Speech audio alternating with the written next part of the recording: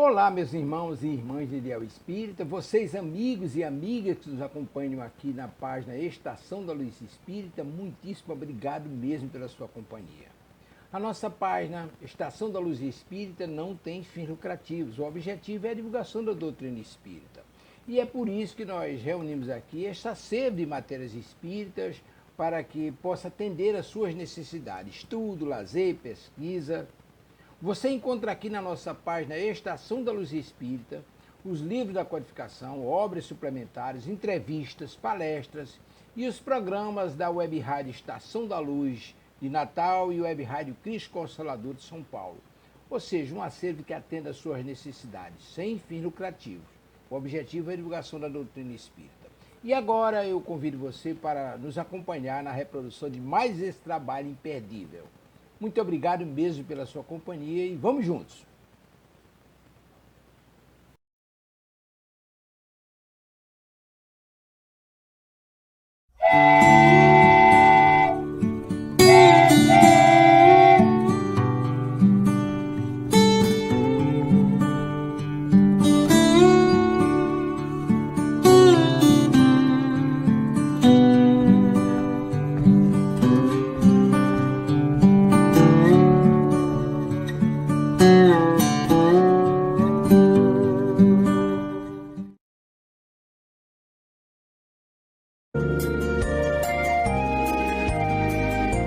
Segredos da reencarnação, desvendados pelos espíritos que cuidam do nosso renascimento no corpo físico.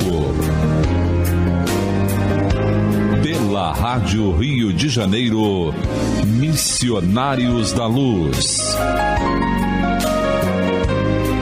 Produção e apresentação, Berenice Lima e Deusa Nogueira.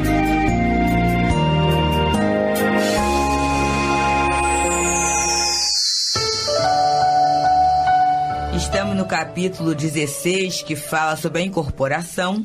E neste capítulo, nós estamos vendo as dificuldades, os apuros, por que passa nossa irmã Otávia, médium, num casamento em que ela passa por umas provas que são necessárias à redenção dela, que é estar com o marido que é indiferente, é teimoso e procura impedi-la na execução da sua atividade mediúnica, da sua atividade espiritual.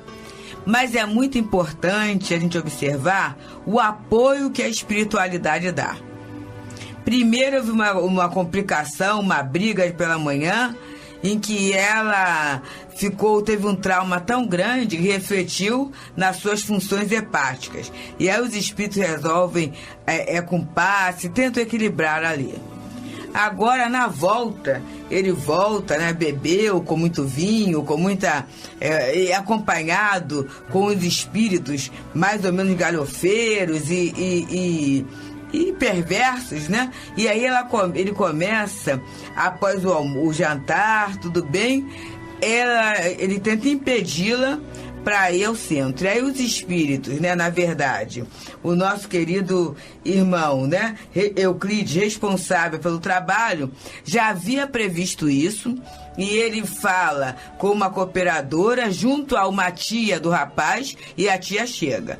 E a tia chega, né, para buscar a Otávia, ela disfarça que o Leonardo não está muito bem, está indisposto, quer dormir mais cedo, mas ela entendendo, né, ela conhece o sobrinho, e está também assessorada pela espiritualidade, ela passa um sabão bem grande nele, né?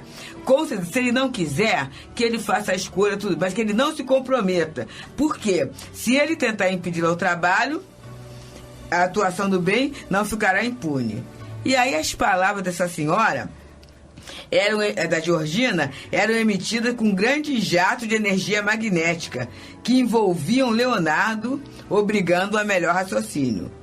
Ele meditou por alguns momentos e respondeu vencido: Otávia poderá ir quando quiser, desde que seja em sua companhia. Ufa.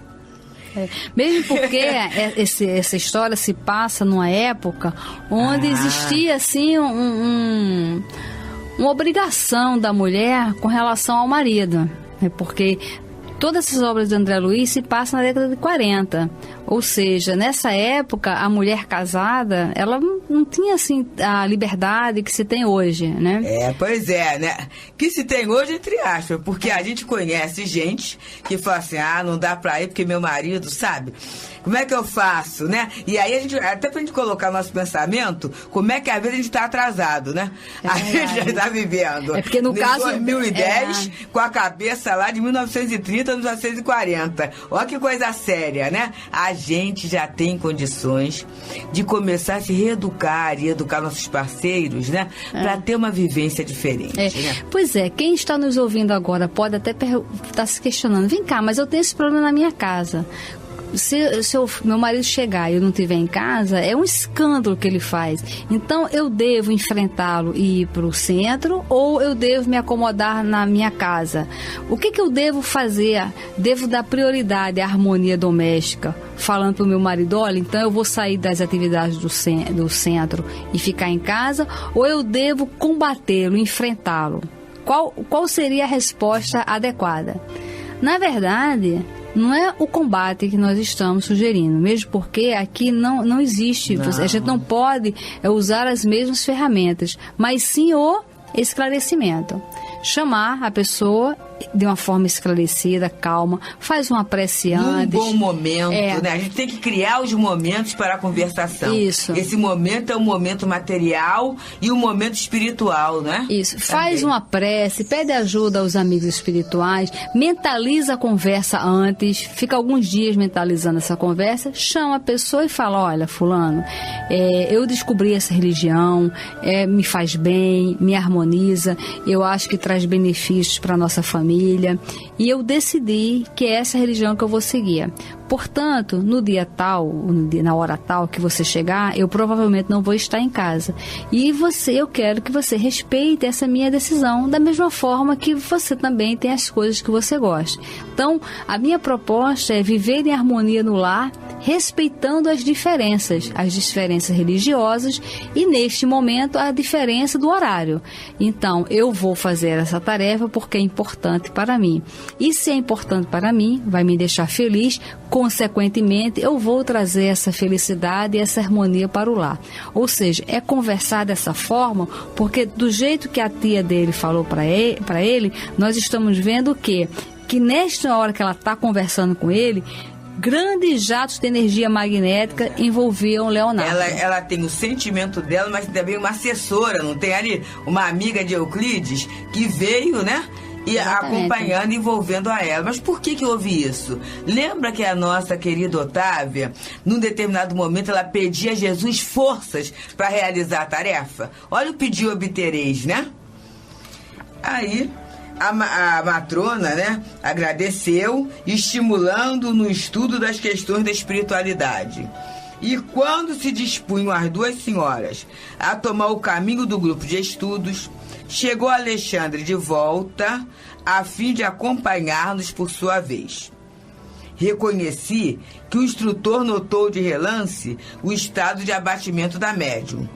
Percebendo as dificuldades que se opunham à prometida comunicação de Dionísio, mas longe de se referir às advertências da véspera, ele próprio, agora, era quem se mostrava mais otimista, estimulando, ao que notei, o entusiasmo de Euclides a serviço do bem.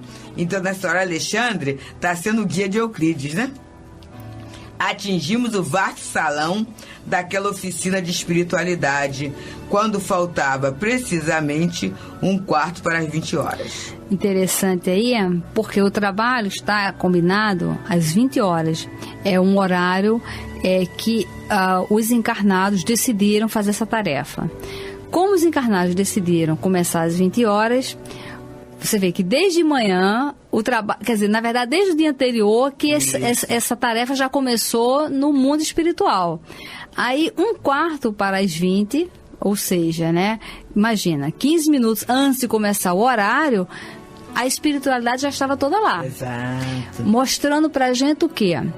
Quando formos marcar um horário para começar uma tarefa, que o respeito do início da tarefa é fundamental. Exatamente. O horário de começar, o horário de terminar. Por quê? Porque transcende. Os espíritos também estão envolvidos e eles têm tarefas. Eles não podem ficar disponíveis. Vem cá, começa que horas isso aqui? Ah, não sei não, vamos ver. Vou esperar alguém chegar. Olha, na obra social, Antônio de Aquino, uma vez, né, o grupo foi advertido por causa disso. Porque aí a coordenadora do dia não chegava. E as pessoas ficaram esperando a coordenadora do dia. Aí o doutor Emma falou assim, vem cá, mas será que ninguém aqui sabe fazer uma prece? Ninguém aqui pode começar? Ah, mas aí o trabalho não é da coordenadora, o trabalho é de Jesus. Então é fazer a prece começar porque os espíritos estão aí. E é uma falta de respeito deixar os espíritos esperando.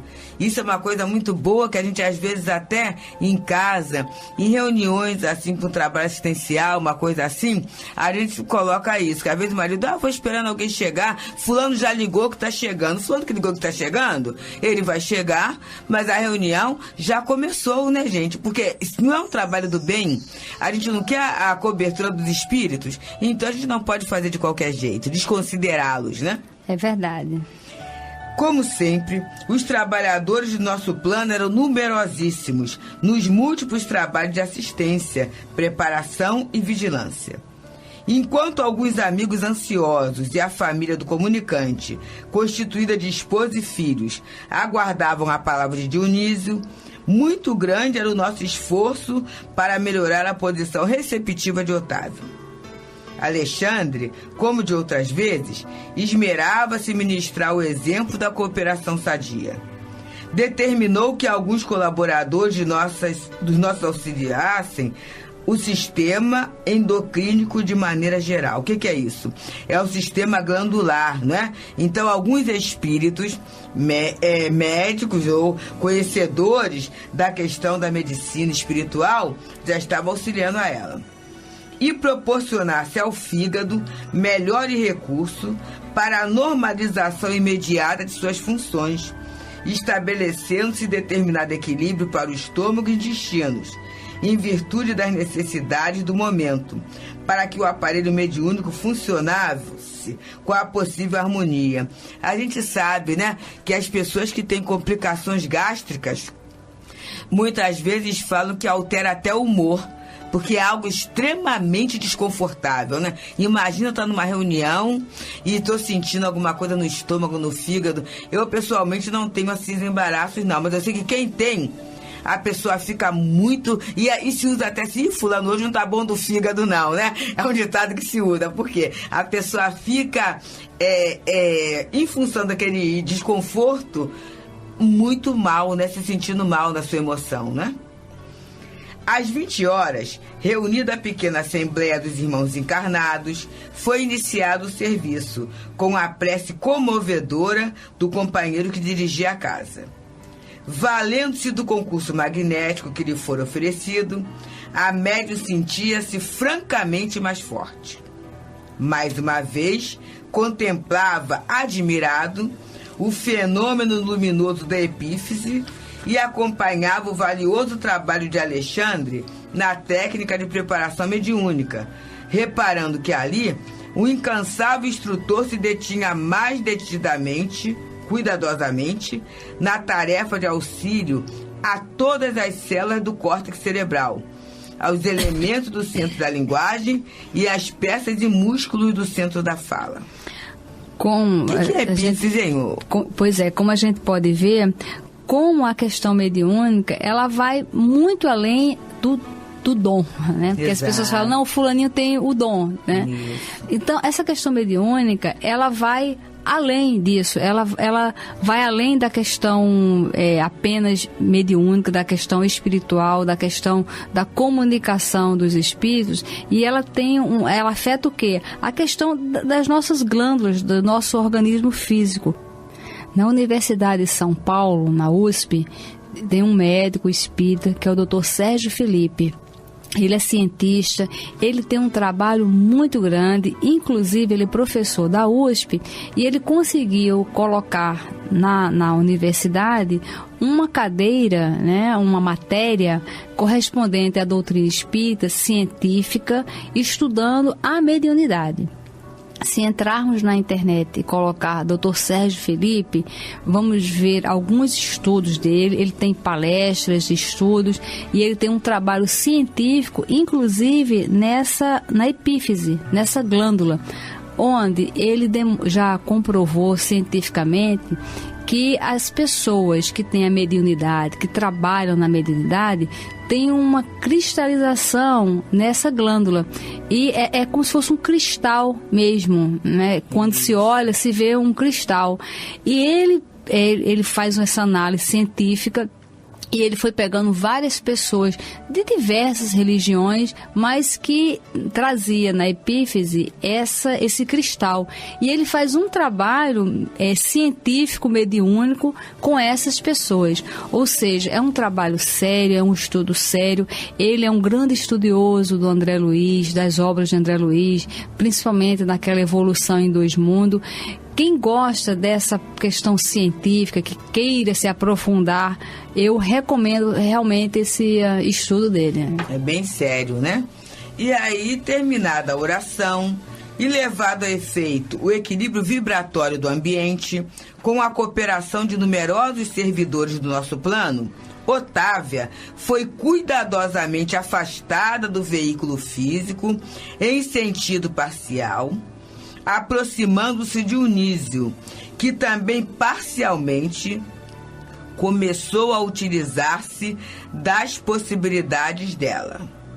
Otávia mantinha-se a reduzida distância, mas com poderes para retomar o corpo a qualquer momento, num impulso próprio, guardando relativa consciência do que estava ocorrendo, enquanto que Dionísio conseguia falar de si mesmo, mobilizando, no entanto, potências que lhe não pertenciam e que deveria usar cuidadosamente, sob o controle direto da proprietária legítima e com a vigilância afetuosa de amigos e benfeitores, que lhe fiscalizavam a expressão com o olhar, de modo a mantê-lo em boa posição de equilíbrio emotivo. Reconheci que o processo de incorporação comum era mais ou menos idêntico ao da enxertia da árvore frutífera. A planta estranha revela suas características e oferece seus frutos particulares, mas a árvore enxertada não perde sua personalidade e prossegue operando em sua vitalidade própria. E aqui é interessante porque alguns casos...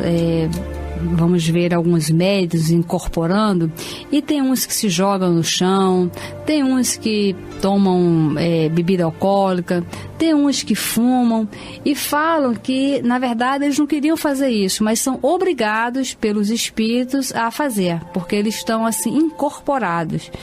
E aqui nós estamos vendo o quê?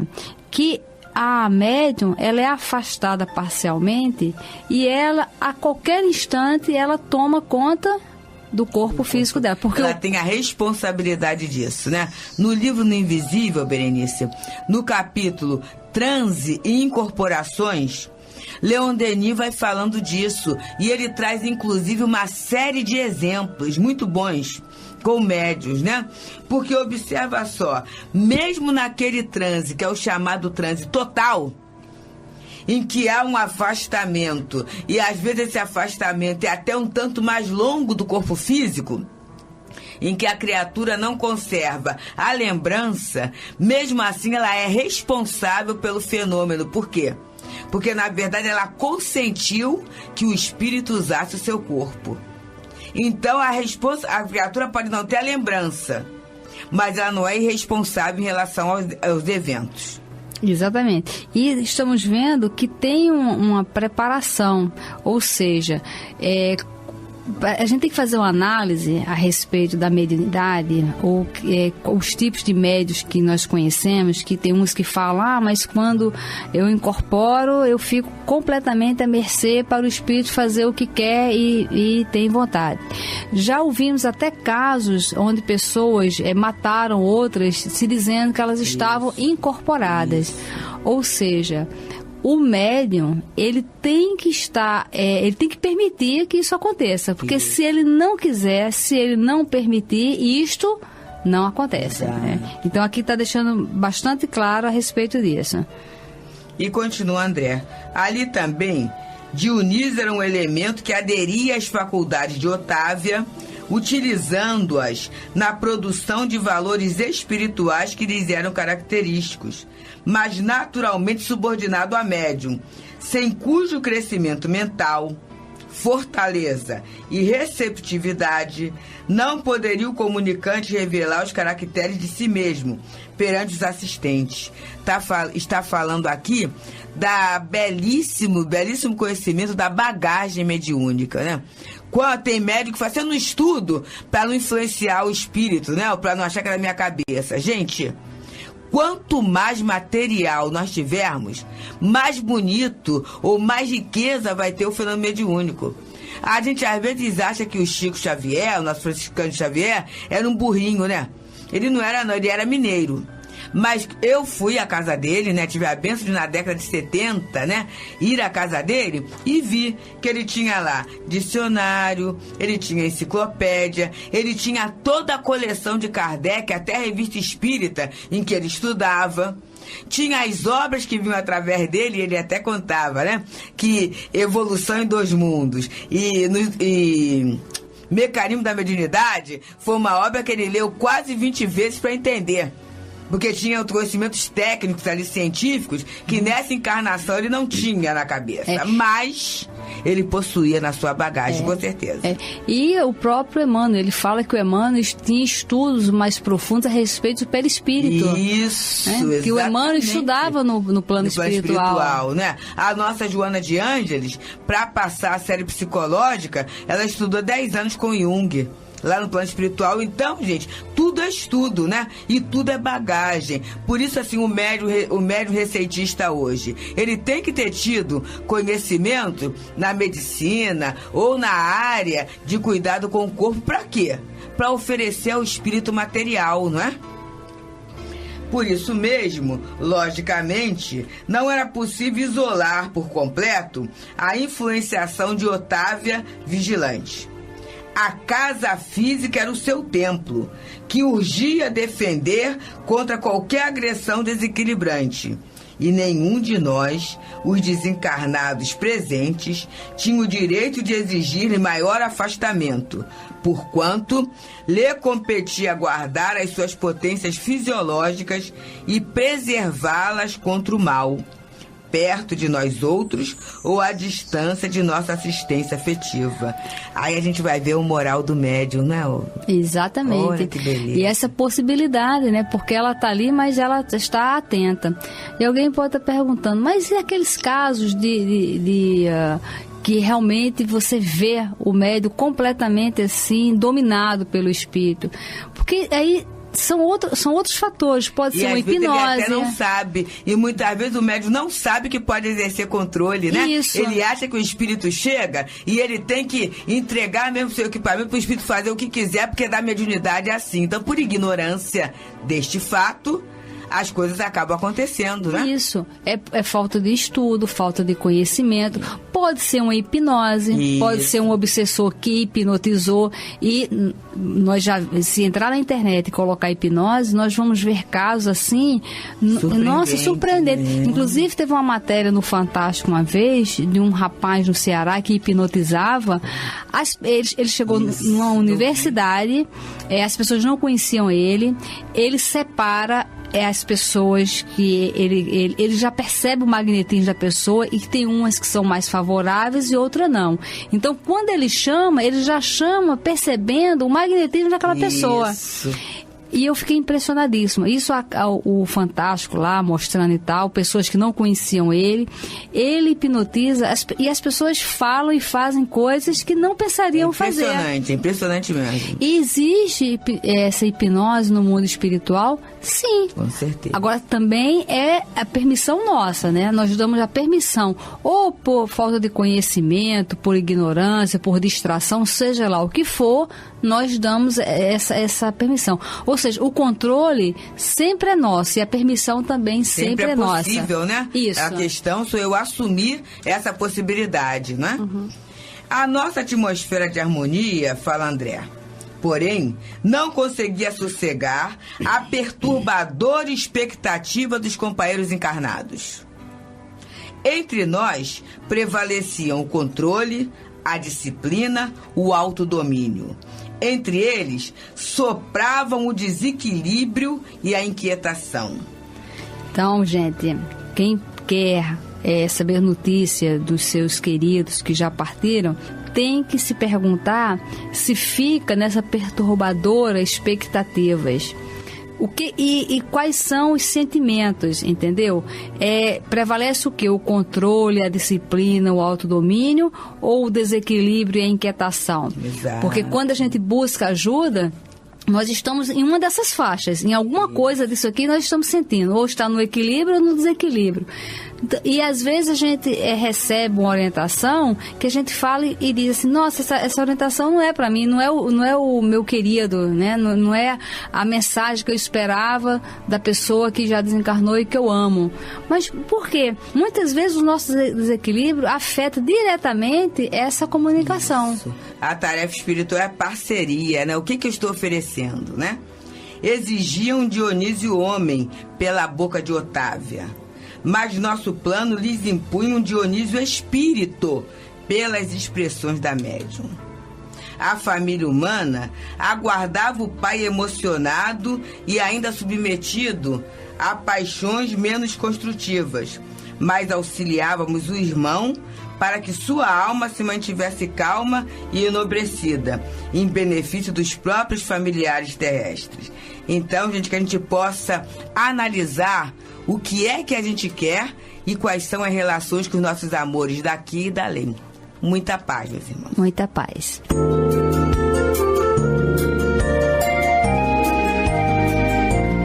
A Rádio Rio de Janeiro apresentou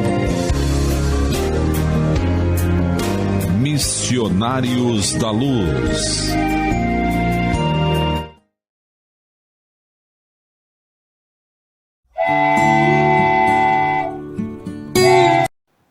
Chegamos ao final da nossa atividade. Muitíssimo obrigado mesmo pela sua companhia e espero você no próximo evento.